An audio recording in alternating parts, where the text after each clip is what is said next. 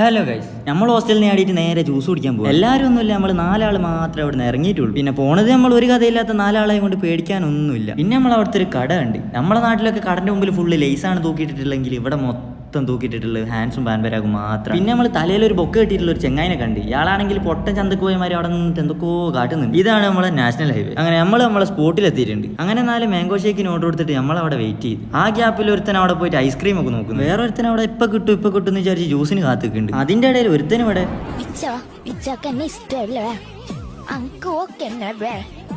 അത് പിന്നെ അങ്ങനെ ഒരുത്തൻ അങ്ങനെ കാത്തുനിന്ന് നമ്മളെ ജ്യൂസ് നമ്മളെ കയ്യിൽ കിട്ടി.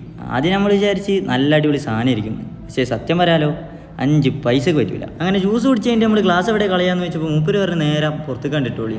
അപ്പോൾ നമ്മൾ അതേപോലെ ചെയ്തു. ഇനി നമുക്ക് പൈസ കൊടുക്കുന്ന പരിപാടിയാണ്. അങ്ങനെ നമ്മൾ പൈസ കൊടുത്ത് പുറത്തെത്തി തിരിഞ്ഞു നോക്കുമ്പോൾ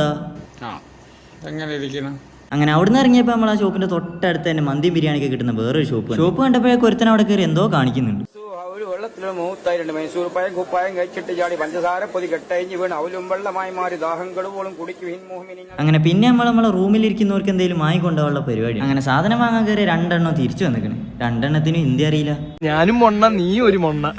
പിന്നെ നമ്മൾ ഒരിക്കലുള്ള ഒരു ബ്രെഡ് അങ്ങോട്ട് വാങ്ങി. എന്നിട്ട് നമ്മൾ ചാടി അതേ വഴി കൂടെ തന്നെ നമ്മൾ ഹോസ്റ്റലിലേക്ക് തിരിച്ചു കയറാൻ പോവാണ്. ഇപ്പൊ ബാക്കിന് പിന്നെ